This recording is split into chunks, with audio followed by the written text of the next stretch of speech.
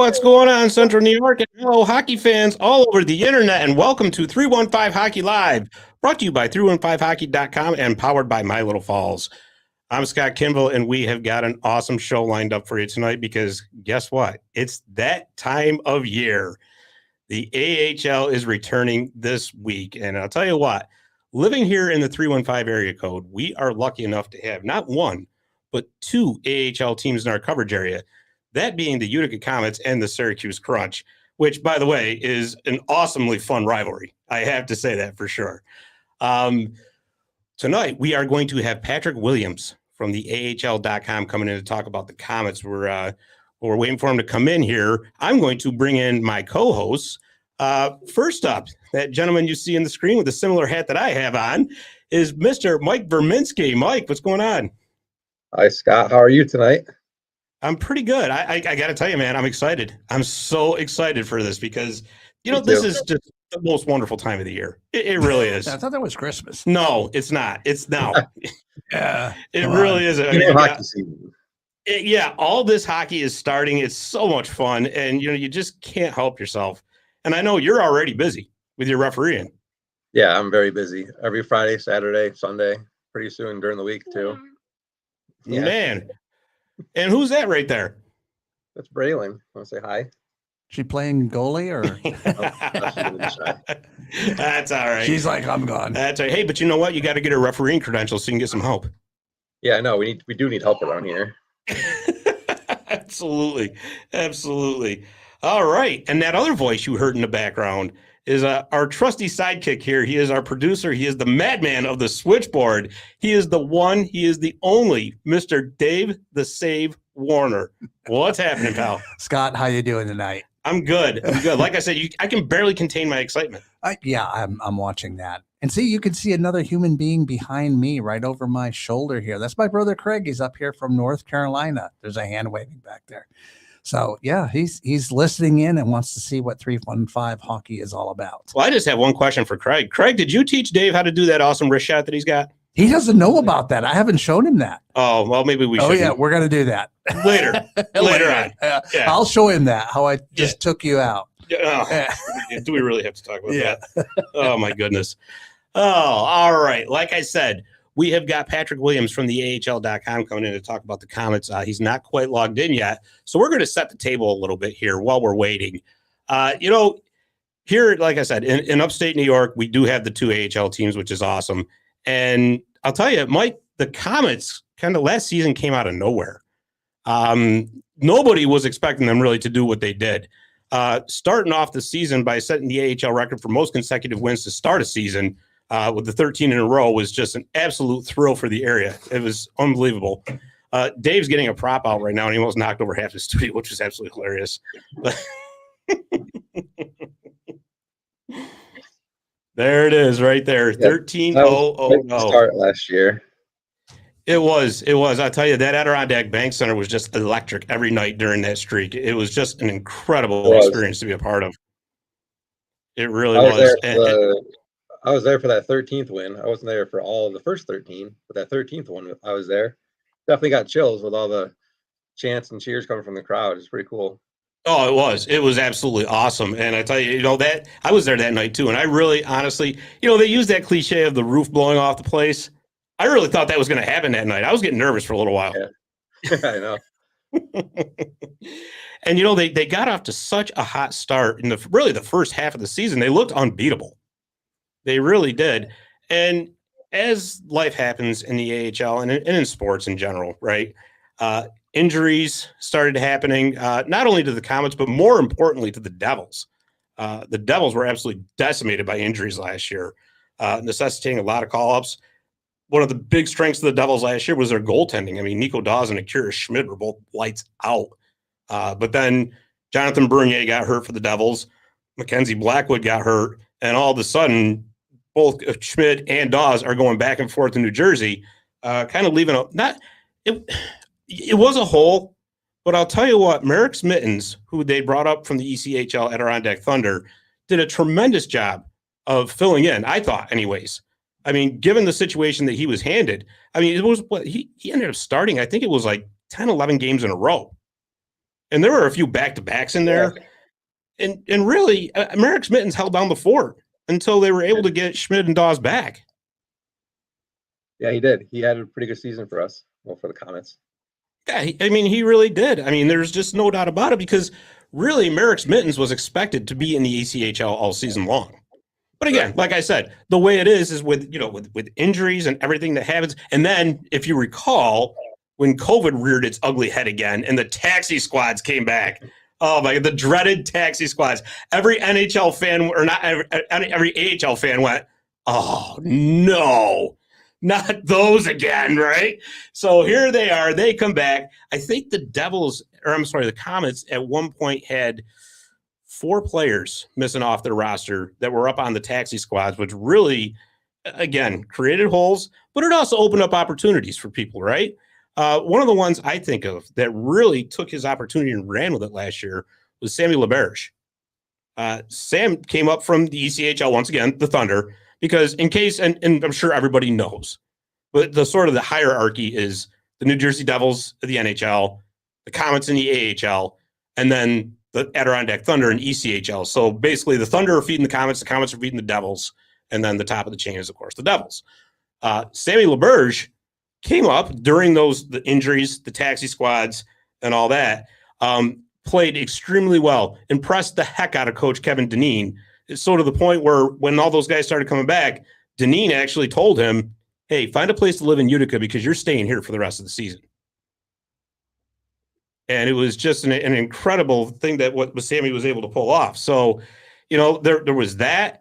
And again, I think, fans, here in Utica, we got spoiled by that hot start in the first half, right? You didn't expect them to lose any more games. It was just that good. But then, reality is that I don't care how good a team is. They're not going to win every single night. It's just not going to happen.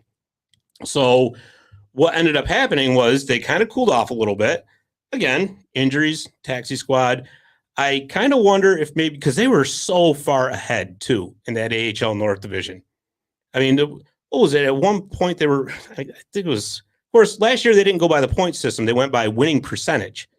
Yeah. So they were up. I mean, it was something ridiculous. They were up like 15, 16 games. Whereas there was just nobody who was going to realistically catch them by February, really. So it might have been a little bit, and I'm sure it didn't happen on purpose, but you can't help yourself. Maybe they kind of went in on cruise control to finish, the rest of the season because they were so far ahead. There was no competition for them until, eventually towards the end of the season, teams like Laval, Syracuse, Rochester, even Belleville really started catching fire and closing the gap to make things very interesting towards the end. But the Comets still did hang on to get the number 1 seed in the Eastern Conference overall.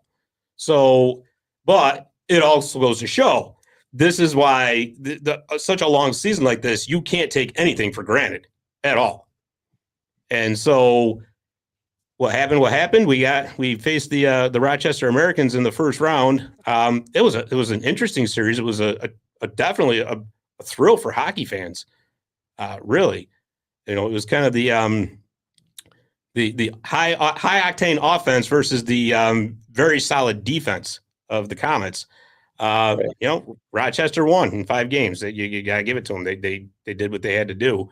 But now here we are on the verge of a new season. And I got to tell you, this is going to be a very interesting setup. Yeah, no doubt. Because, here, when you get into the new season, right, obviously, at the AHL level especially, changes are abound. You very rarely see a lot of the same players staying together, right? Not at the AHL level because of call-ups, trades, free agencies, whatever. And so with the Comets, they have actually lost, their top 4 scorers from last season, which, Chase DeLeo is now in the Anaheim Ducks organization. He played 55 games last year, scored 21 goals, 35 assists, and he had 56 total points. AJ Greer is with the Boston Bruins now. He had 53 games played for 22 goals, 30 assists, and 52 points. Alexander Holtz, the highly touted Alexander Holtz, whom everybody has huge expectations for, especially in New Jersey. He played 52 games with the Comets last year, 26 goals, 25 assists, 51 points. He made the opening night roster in New Jersey. And, of course, one of the biggest fan favorites, and I know my daughter is absolutely in love with him, Fabian Zetterlund, who she is very disappointed is not coming back. But anyways, he had 58 games, 24 goals, 28 assists for 52 points. I'm going to miss all of them. I know, right? Yeah. I mean, those are names you got me hooked on. See, it's magical. Yeah. It's so magical. Yeah. So anyways, those were their 4 top scorers. Their 4 top scorers are now gone. And so I looked it up earlier today. I was, I actually did some math. Can you believe this? Oh, geez. Yeah. Who's going to be taking their place is what I want to know. Well, we're gonna get to that because okay. So for those 4 players, they scored a combined 93 goals. Okay. As a team last year, the Comets scored 244 goals. They accounted for 38% of the team's goals. That is not going to be easy to replace at all. And I think this season, Kevin Dineen is going to, you're going to see just the talent that Kevin Dineen has, because you're going to see a great coaching job out of him, I think, because this is the spot where now he gets to take these players and say, okay, those guys are gone. Now you battle for your spots, right? And you're going to see that. You're going to see a lot of hungry players on the Comets this year. I truly believe that, especially in the forward group. So, I mean, they did bring in Zach Senyshyn from he was with Belleville. He was traded. Well, he started the last season in Boston. He was a first-round draft pick of them in 2015. Was traded to Ottawa. I think it was around the trade deadline last year. And then we saw him a couple times with the Belleville Senators. He's a guy that's going to bring some grit, and that's what AJ Greer brought. So that end of it, it's good. You got somebody back who's going to be able to bang out there. But overall, I think what you're going to see with this team, I think you're going to see Joe Gambardella take a much bigger role this year. Because why? Because they need him. That's why. And I'm pulling up the roster right now. Can we get any shirts out of that? Jeez. This guy. Gambardella's or something. I don't know what. Yeah. Balls out. And This guy. I'm going to miss that. This guy. All right. Yeah. Anyways, the Comets did also bring in Jack Dugan, who spent last year with the Henderson Silver Knights, who are the AHL affiliate of the Vegas Golden Knights. He was highly touted coming out of college. He does have a scorer's touch. He's got a little bit of grit to him too. So that's going to be a good thing. I think you're going to see Nolan Foote take a big step forward this year. Why? The opportunity is going to be there. I mean, it was there for him last year too, but I think more and more you're going to see Nolan Foote step up. Another guy I'm looking out for is Brian Halonen. He was highly touted coming out of Michigan Tech last year. If you recall, he spent the end of last season with the Comets. Right at the tail end of the season, he got in. So this year, you're going to see him get a chance to play an entire season. And I think it's going to do a world of good for him to have that stability at the AHL level. Another guy that I'm really looking to step up this year is Graham Clark. Graham Clark showed flashes of brilliance in his time with the Comets last year. Encountered an injury problem right around New Year's last year. If you recall, he got hurt New Year's Eve, as a matter of fact. I believe it was a wrist injury, I think. But anyways, he's a guy I'm looking for. I think there's potential for a 20-25 goal season out of Graham Clark. I truly believe that. So, yes, losing the top 4 scorers is going to hurt. But listen, again, nobody was expecting this out of the Comets last year. And those 4 guys took the bull by the horn, so to speak, and ran. So you got some names there that could do the same thing. Now, Verm, I think this year, the strength of this Comets team is obviously going to be with the defense and the goaltending. Of course, last year, it was a huge strength as well, right? So you got Nico Dawes back. You got Akira Schmid back.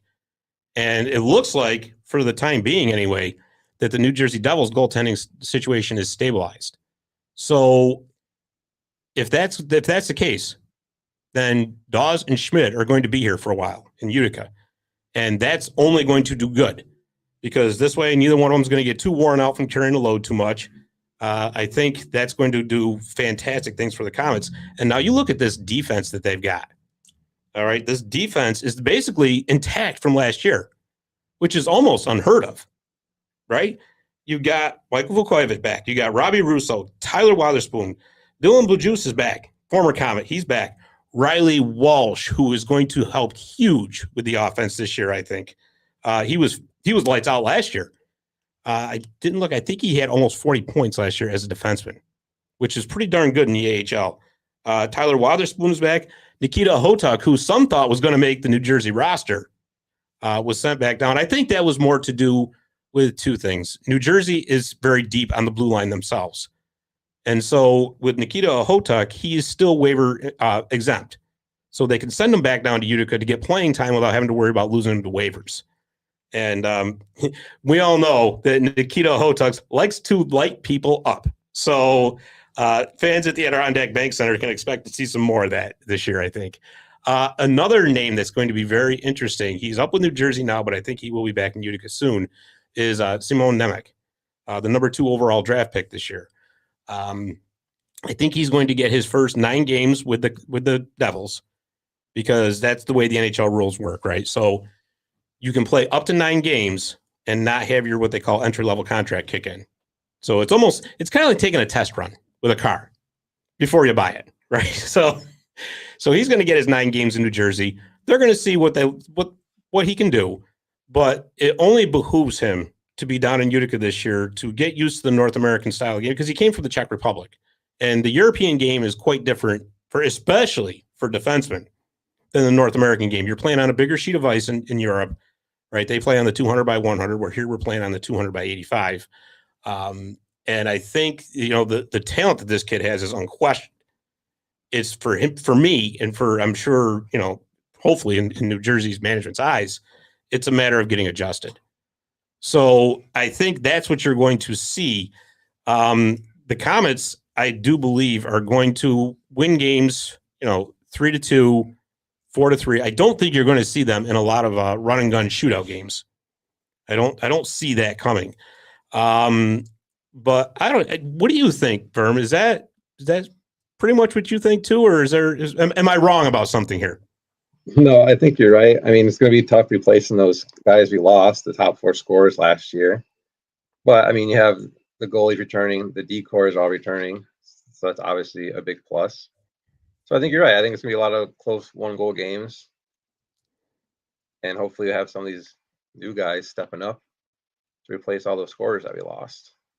Yeah, absolutely. And, Barry Shelley just had an interesting suggestion. He thinks that Dave the Save needs to get 9 games up with the Devils. I would pay to see that. I can do that. We can have in your beer league. I can start down there and take you out and then, show you how it's done. Yeah.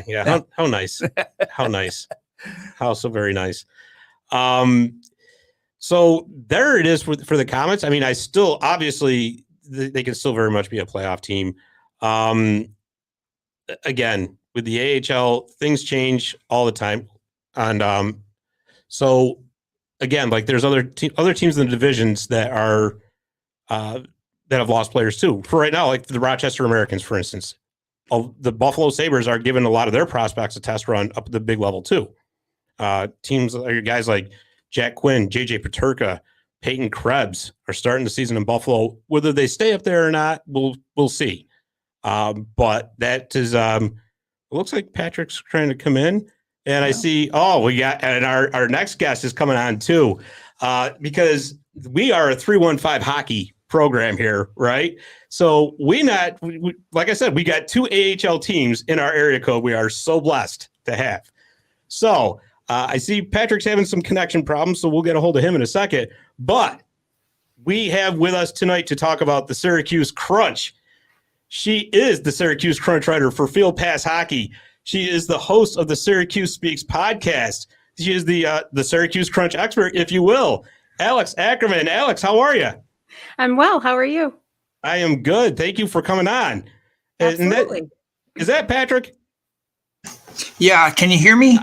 I can hear you. I can. Okay, how are you? Great. Good. Thank you. Sorry. I've been trying to get on here and it wouldn't let me on. Oh, geez, I'm sorry. You know what? It's funny you say that because we were having technical difficulties before as well. So don't blame the technician. Come on. It's not really your fault. Yeah, I know. All right. So since we got both of you at the same time here, so this is going to be we're going to have ourselves an AHL North showdown. Okay. So to start with, Patrick, number one, you covered the entire American Hockey League for the AHL.com and NHL.com. So I just want to know, how do you do all this tremendous work you do, having to cover that many teams?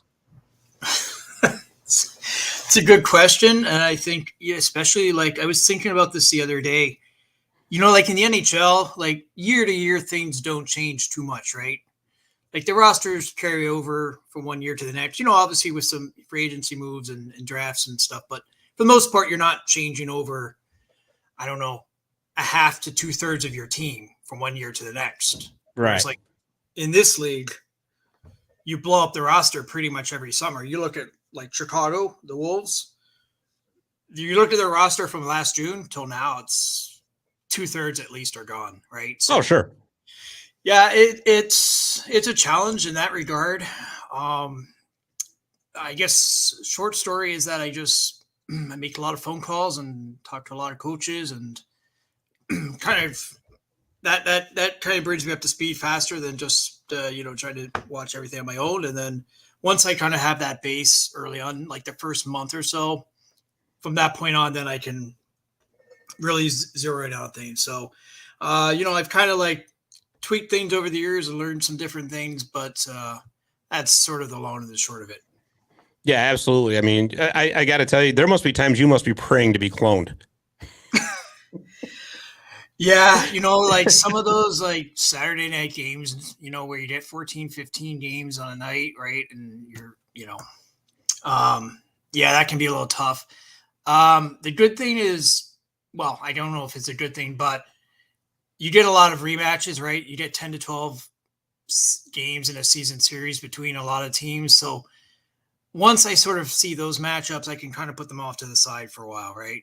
And then I kind of focus, because I like to see teams, how do you match up, not just against the same 3 or 4 teams, but, a team from the other division or even the other conference. That to me, I think gives me a better kind of context to where everybody fits. But it's a challenge for sure. You got 32 teams now, so there's one more team now to follow. So yeah, exactly. Yeah, and it's funny.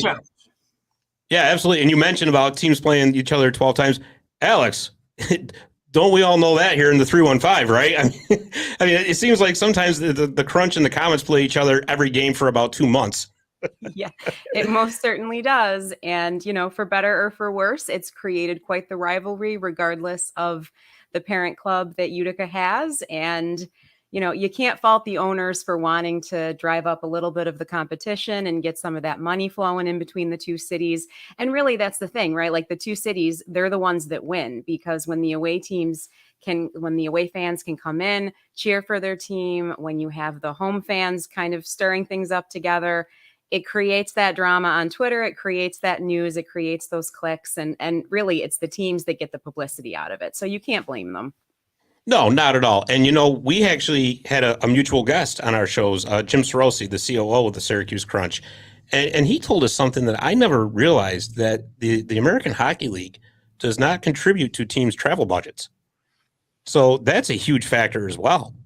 Absolutely. And one of the reasons why Syracuse has a little bit of a limited schedule as far as opponents go is simply because of that. I remember back when I first started watching the team, Texas used to come into town and Syracuse used to go to Texas every now and then, because the Crunch was in a different division and a different conference. They were in the Western Conference for a little while back when I first started watching. And Sure. Both of those teams had to really agree that, like, okay, this is what we're going to do, because it's going to cost us both a fortune. Oh, yes, absolutely. Absolutely. And Patrick, you had mentioned like the unbelievable change that goes on in the AHL every year, that's to be expected. I was just mentioning with the Utica Comets, they lost their 4 top scorers from last year. Chase DeLeo, AJ Greer, Alexandra Holtz, and Fabian Zetterlund. They combined for 93 goals scored last year. And if you've been listening, you've heard this spiel from me already. 244 goals is what the Comets scored last year. That's 38% of the goal total.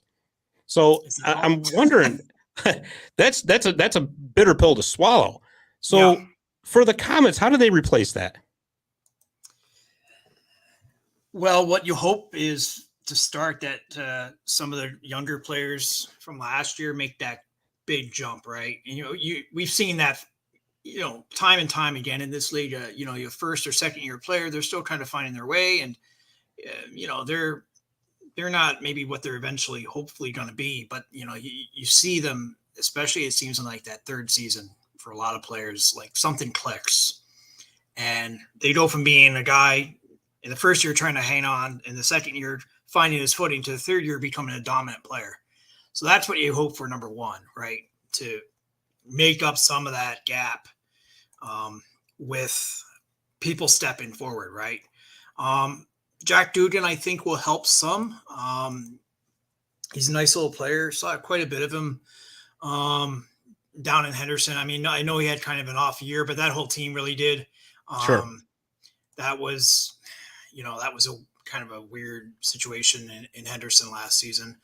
I mean, there's potential here. I mean, I don't think you're looking at the same team in terms of what they're going to be last season, right? Winning 13 in a row, league record, and going into the playoffs where everybody kind of thought like, hey, this team's a legit cup contender. I don't think you're in that situation this year.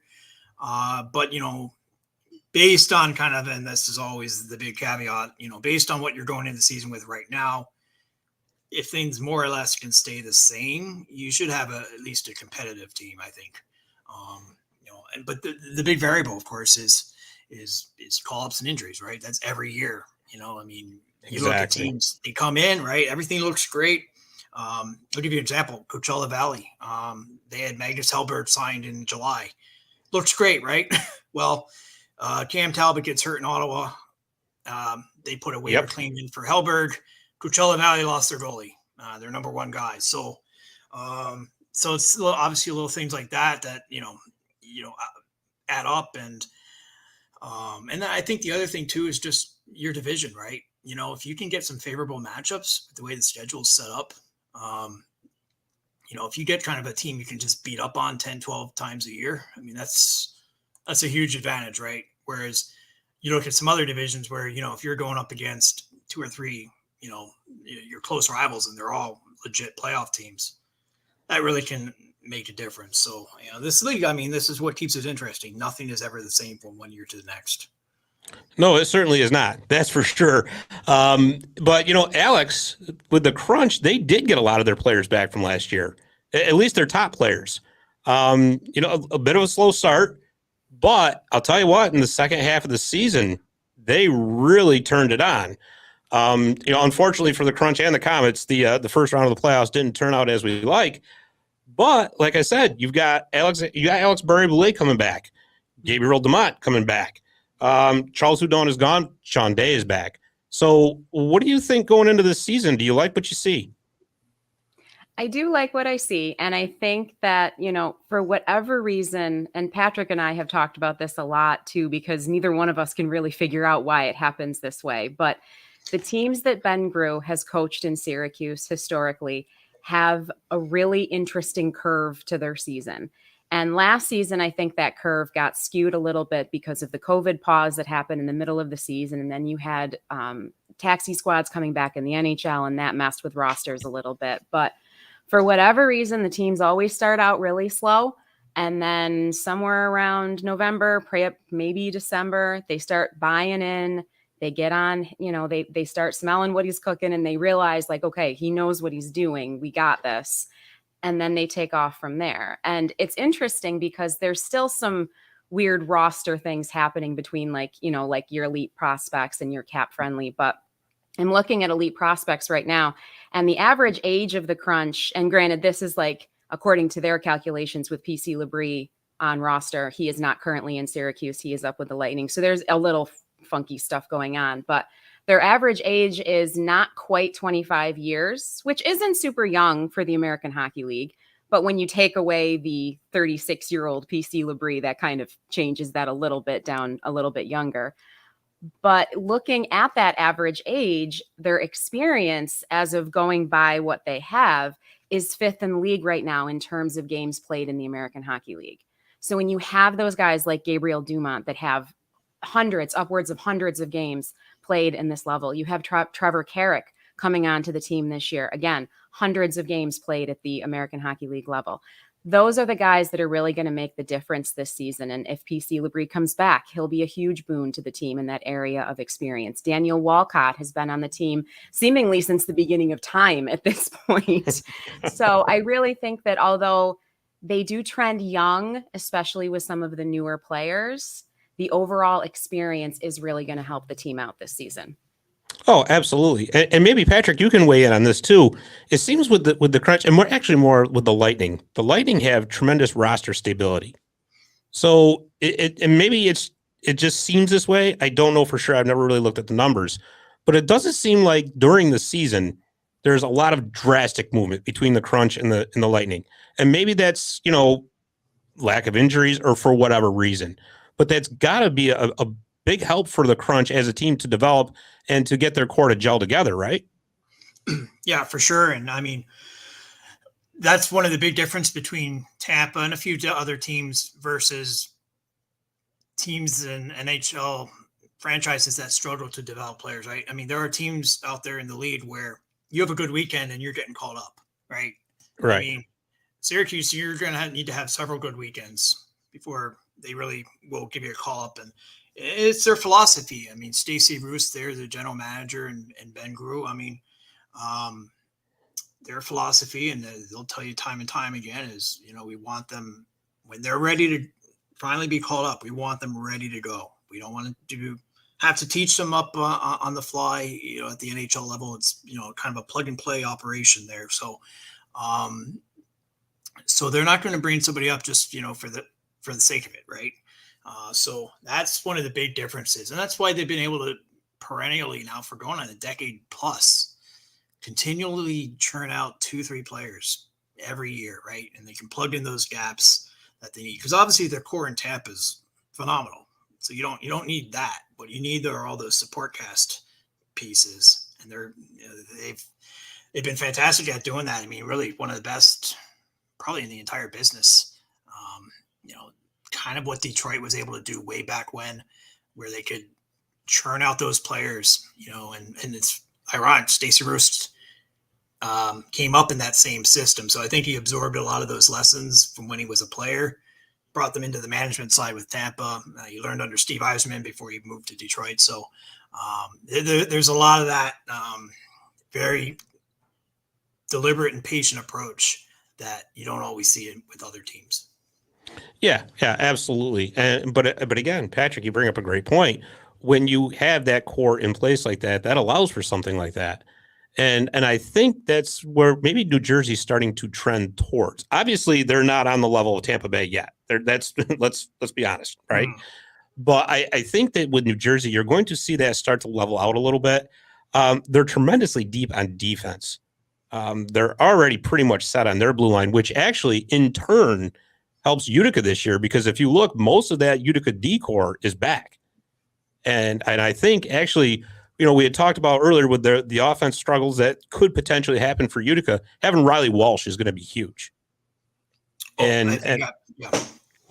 Yeah, I mean, I know obviously he wants to be in New Jersey, but I think playing another year in Utica is going to be tremendous for him to help round out his game.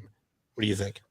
Yeah, I can't really recall a player ever being, having their career sidetracked by staying in the AHL for too long. I've seen, countless players.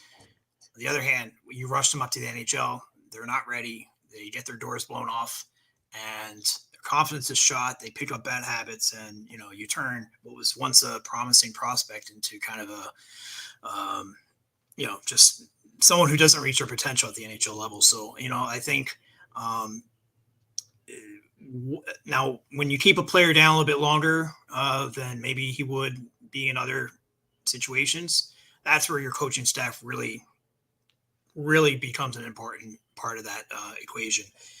That's why you have someone like Kevin Dineen.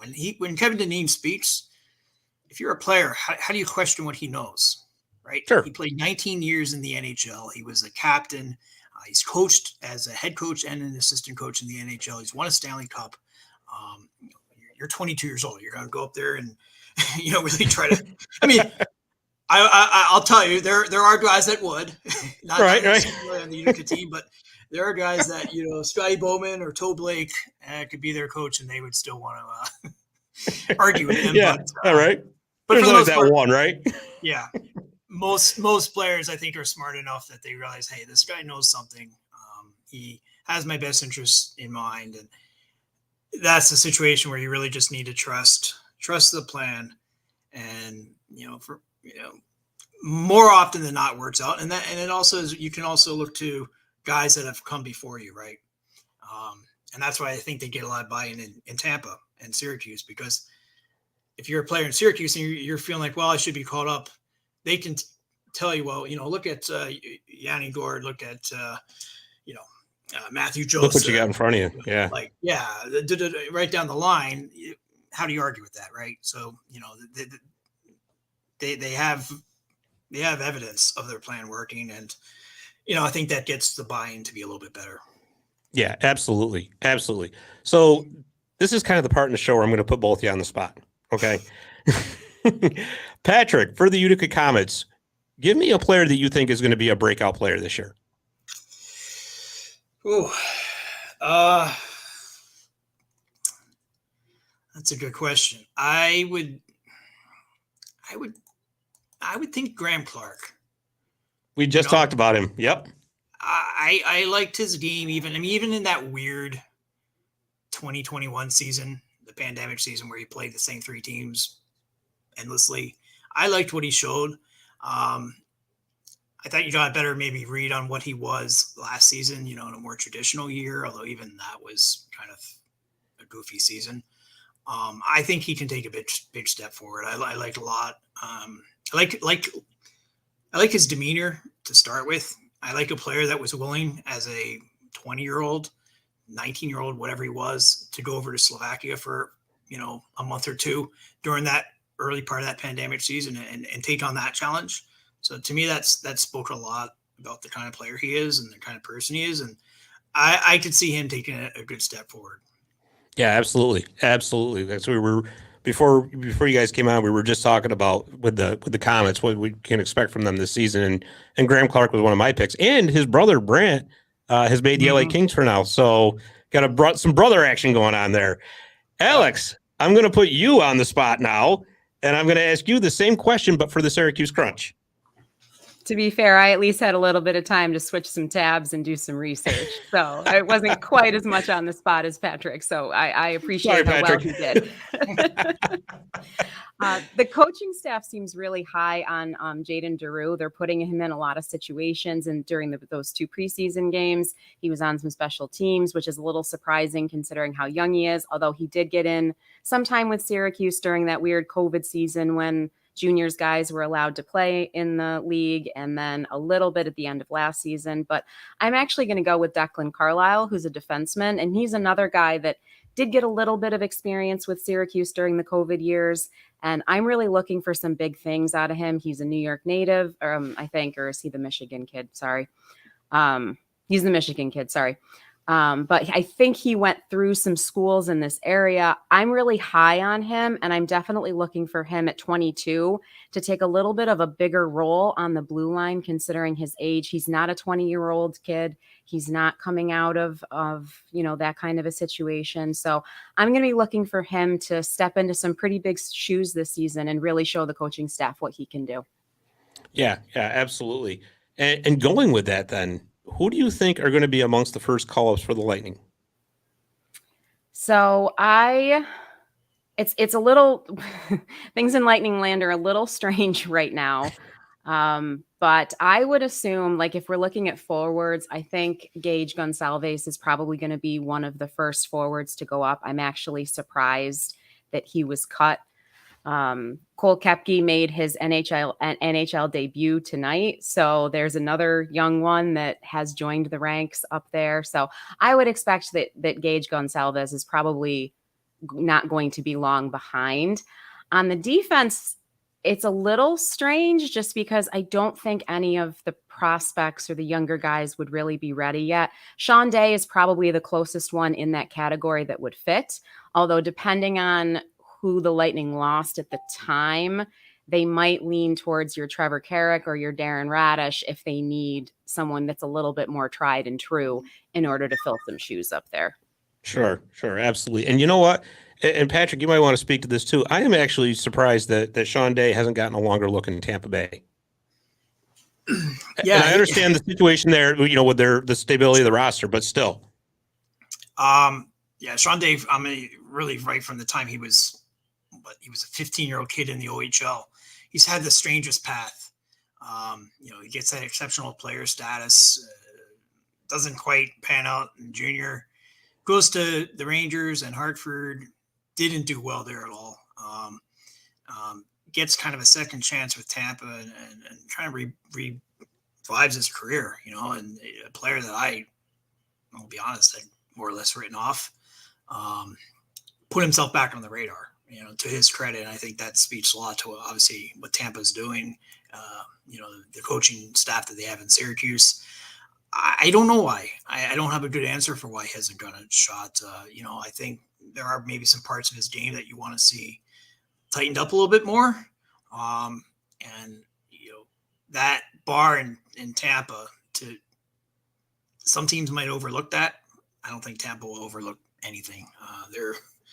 They're very, very picky, and I think, kind of getting back to the original point of why do they have slow starts, and we've obviously kicked around some theories, but I think one of them is just Ben Grew is so demanding.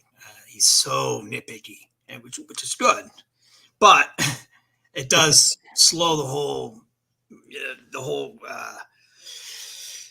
adaptation, process. It's just a different system. I guess that's the best way they don't do things like other teams do, and you really can't compare them to most other teams. You have to kind of just look at them on their own and the way they approach it. They're speaking to them. I've spoken to Ben, and I don't know how many times, and even Stacey Roost. I mean, a lot of coaches, you can predict what they're going to say, before they say it. I can't predict that with Ben or Stacey. You think they're going to go left, they go right, and it's a real different thing. And even after all these years, I still haven't quite figured out what their recipe is. That's so true though. It really is, because they talk about the modern game, right? Mm-hmm. And how sometimes with coaching, they have to be a little more hands off and do a lot more explaining and all that. But there are still the coaches out there that are very demanding. And you know what? At the end of the day, most of the time players end up respecting that, because once they're done being, mad or aggravated about it, they realize what that coach did for them. And it really does. It comes out in the wash. Well, especially when they're in the NHL collecting an NHL paycheck, right? Yeah, yeah, exactly. Wow, that Ben Grew was a genius, and players obviously talk. And, if you're a guy in Syracuse and you feel like you're buried and you're griping, well, again, like coming back to my earlier point, they can point to 5, 6, 7, 8, 9 guys in Tampa who have come through there. I mean, that pipeline is, it's incredible. I mean, you looked at last year in the Stanley Cup final. The league put out a graphic. All the players who come through Syracuse, right? It's like a alumni list that was on that Tampa roster. So, I mean, my perception is that if you're going around that dressing room griping that you're not getting a shot, you're going to be putting your place pretty fast. That they're going to be like, hey, you know what? Yanni Gourde paid his dues down here for 2 or 3 years. You can do the same. And, I think that message resonates even to some more hard-headed players. Oh, absolutely. Absolutely. And so, and Patrick, I know you're extremely busy at this time of year, and I don't want to hold you for too much longer, but I got one more question for you. So give me a dark horse pick out of the AHL North, a team that we got to look out for that maybe we wouldn't expect. I liked what Belleville did a lot last year. I think they got a lot out of that team. Troy Mann is an excellent coach.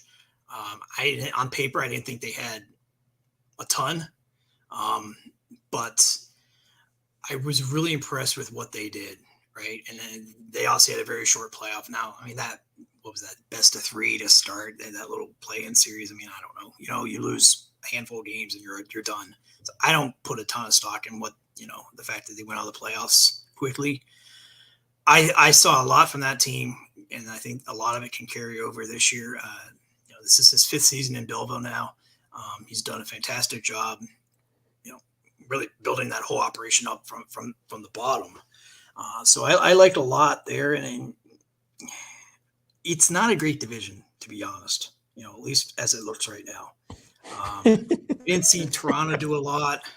Laval got hit hard in the offseason.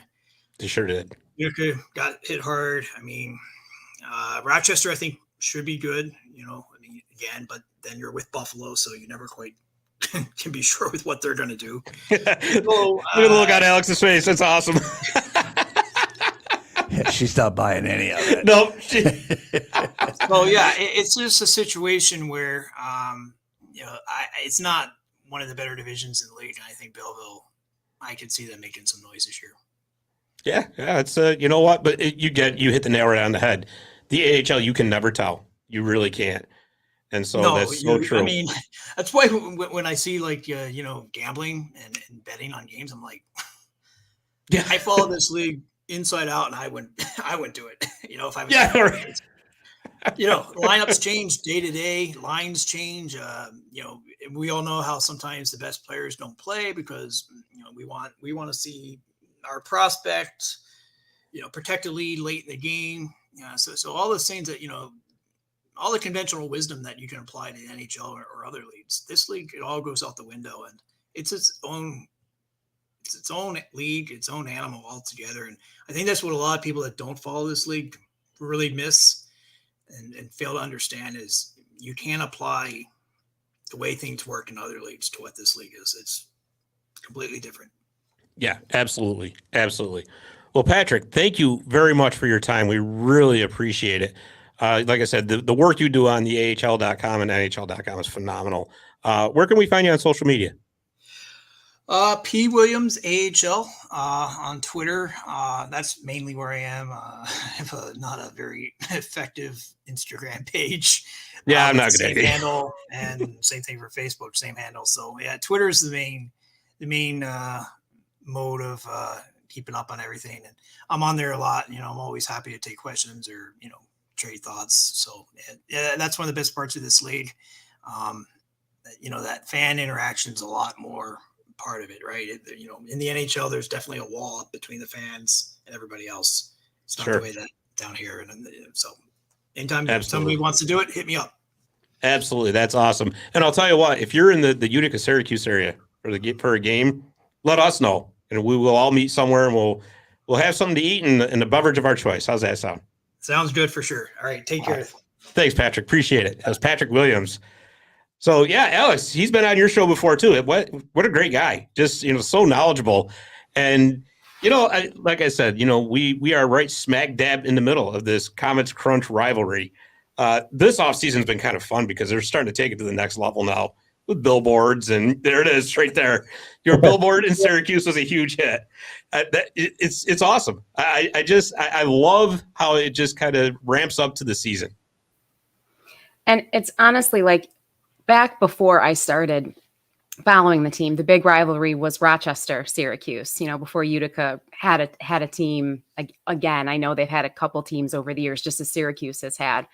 And it just never seemed, and of course, social media wasn't really around, you know, 20 years ago when that rivalry was really the hottest one in the North Division. And, you know, somewhere along the way, Toronto kind of edged Syracuse out as Rochester's rival. So I think Syracuse they were due for a different one, and Utica just was conveniently close. You know what it was? It was the ferry service between Rochester and Toronto. They had the boat rivalry going on. That's what it was. See? So here's a question for you. So as you know, in the playoffs last year, Utica and Rochester met, and it was not only a heated rivalry on the ice, but it kind of got heated off the ice because it turned into a food fight. It was the Utica's chicken riggies versus the Rochester garbage plates. Now, Alex, Syracuse has got to get involved in this food fight. It's a New York State thing, right? So if Syracuse is going to get involved in this food fight, what food is going to represent Syracuse? Well, I gotta go with the salt potatoes. There you go. Okay. That's the Syracuse staple, right? Like a Right. bunch of immigrants have the salt hanging out in Syracuse, and they rolled the potatoes in, and that's the story. And I gotta go with the salt potatoes. I suppose the hot dogs, which I know Rochester also has a hot dog too, that's a thing. But I mean, I gotta go salt potatoes. I have to. Yeah. Could you imagine that? Just a gigantic food fight in the rink. Just. Although I wouldn't want to get hit by one of those salt potatoes. That's. The birds in the War Memorial would probably really enjoy themselves afterwards. Yeah, you're right. You're right. Absolutely.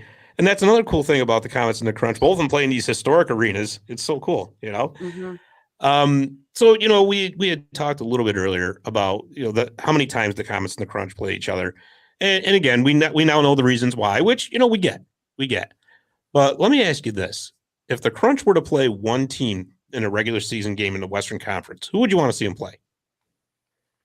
I have an old affinity for those Texas teams just because, especially like San Antonio, RIP, Texas, those fan bases down there have been through a lot in the past couple of years with both like natural weather things and just stuff and I got to say that I would like to see some of the Texas teams start coming back up this way. And I think they still visit Rochester once a year, if I'm not mistaken, although that might have changed with the game numbers going down. That could have right. That. But I, swing on by Syracuse. We'd love to see you again.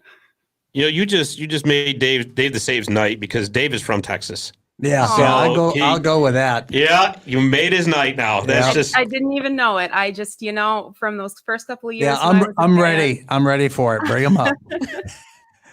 Y'all would have a good time with them. I love it. Oh man, that is awesome. Well, Alex, this has been so much fun. This really has. I can't wait to get this season started. I really can't. And we thank you so much for coming on. Tell us a little bit about your work with Field Pass Hockey and the podcast. I have been covering Syracuse on the internet since 2008. So I started with a blog way back when there weren't really podcasts or any kind of that stuff. So that was where I started. I moved to SB Nation a couple of years ago and covered Syracuse for the Anaheim affiliation and then the Tampa Bay Lightning affiliation. Now I'm with Field Pass Hockey, used to be known as the Sin Bin. They had a brand deal that went into play and allowed us to do some really fun things, thankfully. So we're now Field Pass Hockey, and they are kind enough to let me post my podcast up on there. That can be found. It's called Syracuse Speaks, and it can be found pretty much anywhere your podcast can be found. It's on Google, it's on Apple, Amazon has it, Spotify, all of those places. And we post usually about twice a month. This is not my main gig by any means. I'm a teacher who's currently going through the administrative certificate internship program. So my plate's a little bit fuller than it used to be, but I still manage about twice a month. And, like you said earlier, we have guests on a lot. Patrick Williams has been on a ton. Jim Sorosi was just on recently. So I try to have fun with it. And I really, really love talking about this team and being able to talk with other people about this team and about the American Hockey League, because I totally agree with what you were saying earlier. It's so different and it's so unique, and it brings the fans into it at just another level that the NHL can't touch. And I want more coverage out there for this league because it deserves it. So I love that you had me on. Thank you so much. Oh, thank you. This has been phenomenal. This really is. And I tell you, I listened to your latest episode, and that season preview you did was fantastic. It really was. So, I mean, that, like I say, keep up the great work with that. And I'll tell you, we ought to do this more often during the season. Absolutely. I'd love that. Just get that whole Comets Crunch thing together, and, maybe we can be the conduit to hockey peace. No. I would really like that. Because I will admit, sometimes I feel like it gets a little, that side of things. And I'm just kind of like, this makes me uncomfortable. I'm going to go over here. Yeah, definitely. That's, but yeah, Mike and I are actually closer to Utica. So if you're ever down to the Adirondack Bank Center for a game, let us know. And we plan on getting up to a couple Crunch games. So, we'll definitely have to get together. And like I said, we'll definitely have to do these shows again together because this is just too much fun. Definitely. Fantastic. Let me know if you're ever in town. I sit right in the stands. I don't have like a press pass or anything. So I'm Perfect. All right. Sounds great. Well, Alex, thank you so much. We appreciate it. there. Definitely. Thank you. Have a great night. You too. Take care. Thank you. All right. That was Alex Ackerman from Field Pass Hockey and the Syracuse Speaks podcast. That was fun. Like, that was a lot of fun. That was fun. I love getting that different perspective from everybody. You know, I really do. So what we're going to do is we're going to take a quick commercial break. And then when we come back, we're just going to tie up some loose ends and go over the weekend schedule. So we'll be right back. Visit My Little Falls and stay connected with the latest news, information, and events in the city and the area. Our mission is to generate interest in the community and connect residents in a more meaningful way by facilitating deeper conversations about how these stories will shape the future of the Mohawk Valley. Join thousands of weekly visitors who stay up to date with feature stories, interviews, videos, our event calendar, and print publication, the Mohawk Valley Express. It's about timely local news for the community, keeping citizens informed about important issues, telling about the people who live and work here, and giving locally owned businesses the opportunity to reach a very targeted audience of locals and tourists alike. It's a whole new form of media-rich content developed specifically for today's mobile lifestyle and listeners. You can download our iOS app in the iTunes store, listen to our country music streaming radio station, or sign up for a weekly newsletter. Stop by today at mylittlefalls.com. You'll be glad you did.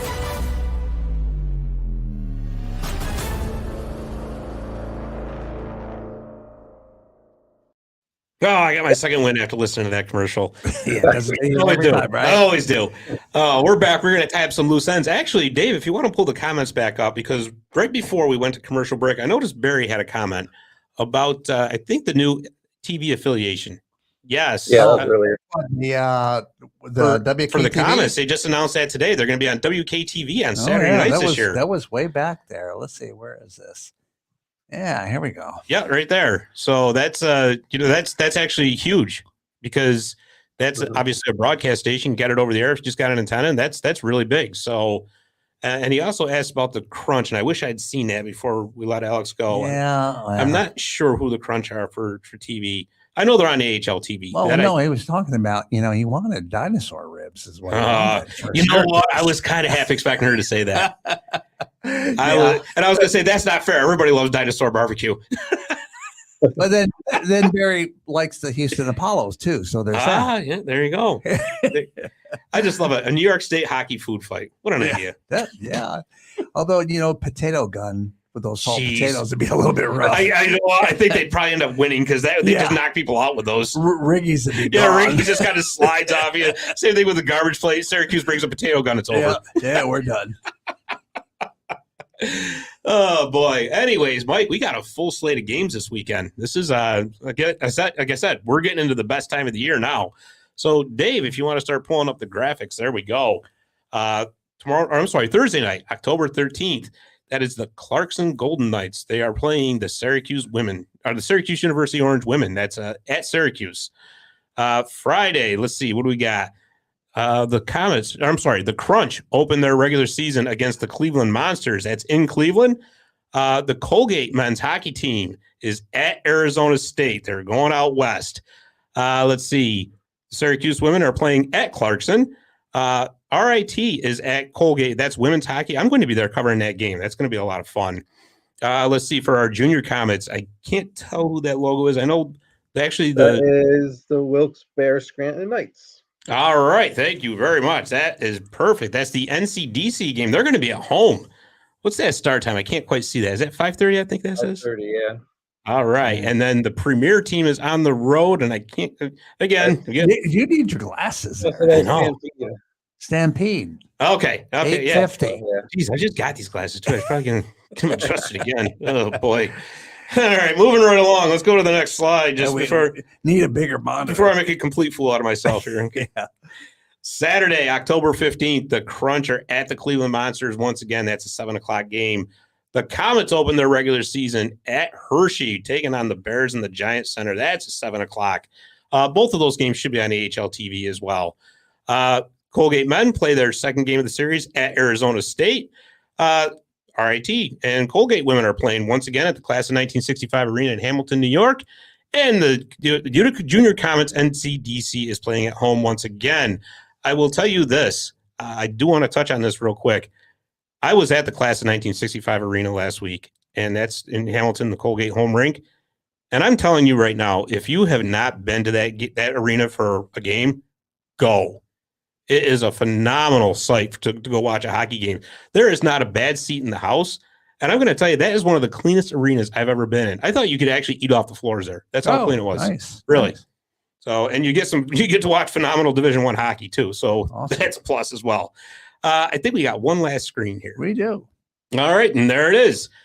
Sunday, October 16th, the NCDC Junior Comets are playing once again at home. That's you said that's Wilkes-Barre Scranton, Barry? Yeah. Okay. And then Monday night is the Utica Comets home opener at the Adirondack Bank Center. They are hosting the Wilkes-Barre Scranton Penguins. So that's a 7:00 game. I believe that game's sold out. But anyways, again, that should be on TV. That'll be on the radio. And at the bottom, you will notice 315 Hockey merch. That's right. On 315hockey.com, we have a shop. We got all kinds of cool merchandise for sale, don't we? We got shirts. We got hats. What else we got there, Vern? We got mugs, stickers.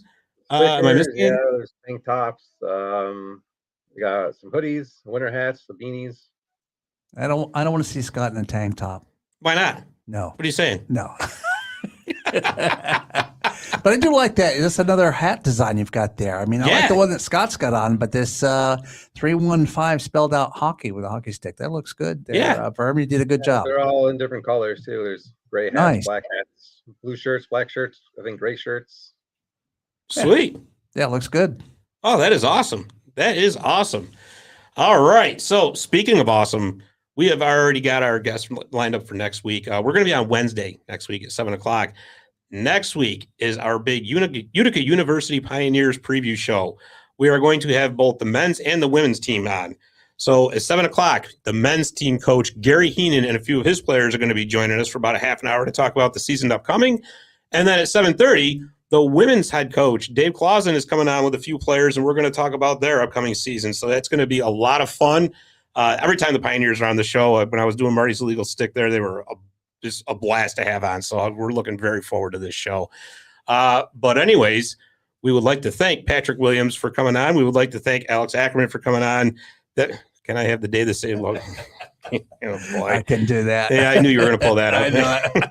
know But anyways, we would like to thank those two for coming on because they were just awesome, and it was a really fun show tonight. So for Mike Verminski, for Dave the Save Warner, I'm Scott Kinville. Thanks for listening. We will see you next week on 315 Hockey Live.